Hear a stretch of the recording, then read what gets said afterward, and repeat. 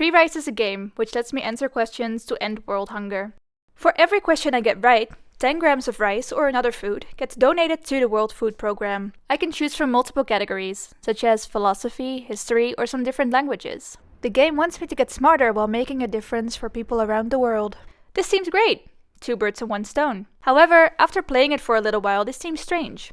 Why does me learning about which celebrity died in 2020 help others not to die of starvation? Why do I have to play a game to begin with to help these people? If the resources are there, which according to the website, there are private sponsors who will match up the right answers for the money for rice donations, why do they not donate the money in the first place? Who is deciding which questions I need to know? And why are we gamifying hunger? That is what Freerice is. Pure gamification. Games are everywhere in modern life. From playing video games in my free time to apps giving me points to reward me and my habits. The last type of game is an example of gamification. Gamification is a term derived from behavioral economics, and it refers to the use of game mechanics in traditionally non-game activities. In Freerice, we see these game mechanics at play. I am constantly stimulated to keep playing, using badges and visual stimuli borrowed from game technology. It is strange that we are gamifying something as trivial as food though. Imagine living in a country with sustained hunger and having to rely on me, in the Netherlands, wanting to learn about these things to earn you food. For me, that's a simple task. But the real-life consequences are way too big. It seems simply cruel to make food shortage into a game with real-life effects. Another important fact is that the questions chosen seem to point towards westernization. While there are many categories to choose from, most questions seem to be focused around Western ideas. Or, as Bullet argues, considering the reliance upon colonial language, culture, and knowledge systems, Freerice effectively defines the would-be ludic philanthropist as culturally differentiated from that of those populations recognized as in need of philanthropic aid. Western knowledge equals power, and this question of power is an important one. I cannot find out who decides what is to be learned, or if the anonymous sponsors have any say in the questions or subjects. It is important to note here that technology is never neutral. Furthermore, the website of the World Food Program uses a whopping 23 trackers to get information about me. Freerice itself uses 3.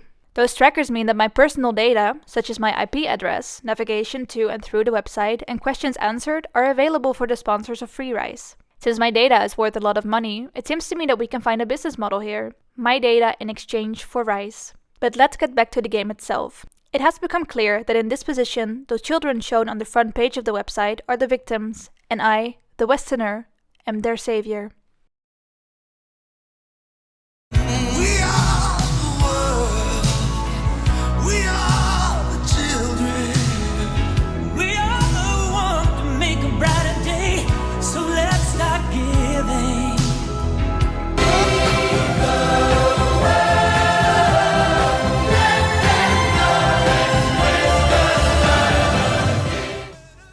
The game puts me into the position of a white savior.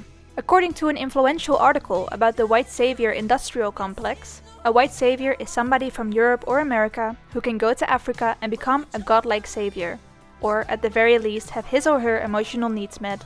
It is a term tied up in colonial history, where Europeans descended to civilize the African continent. Many people become white saviors under the banner of making a difference. This making difference is exactly the language Freerice uses on the front page of their website. A better way to do activism, according to Cole, would start with having respect for the agency of the people of other countries in their own lives. This agency is not granted by Freerice. The only thing I need to play is a stable internet connection, which, coincidentally, is not something most people in countries with high food shortages have access to. When looking at the list of emergencies according to the World Food Program, and then putting the percentages of people who have access to the internet in those countries in a graph, we see that at most 36% of people in these countries have access to the internet. In comparison, in the Netherlands this is 92%.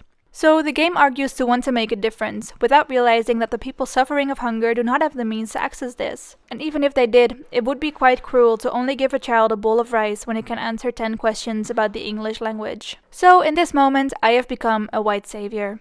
Not only that, I have become a digital white savior. I don't have to leave my home to make a difference, as Freerice claims. When turning humanitarianism into a popular activity, important issues risk entering the realm of the banal. Freerice seems to play into this popularity. They have an Instagram page full of shareable quotes, some testimonials from white people telling that nothing is impossible, and I can even get a certificate, declaring that I am a hunger hero. It is me who saved these children. And note the hashtag here, it begs to be shared. So yes, when children are already learning, you might as well use Freerice. It might take your data, but it's better than using a game with no benefits. I am also happy to see that there are categories such as sustainability and anti-poverty on a list of subjects to choose from. It seems like we have ended up in a scary stage of capitalism, one where these private investors will only donate the money if they get something in return. It's a shame we cannot find out who they are and what their power truly is.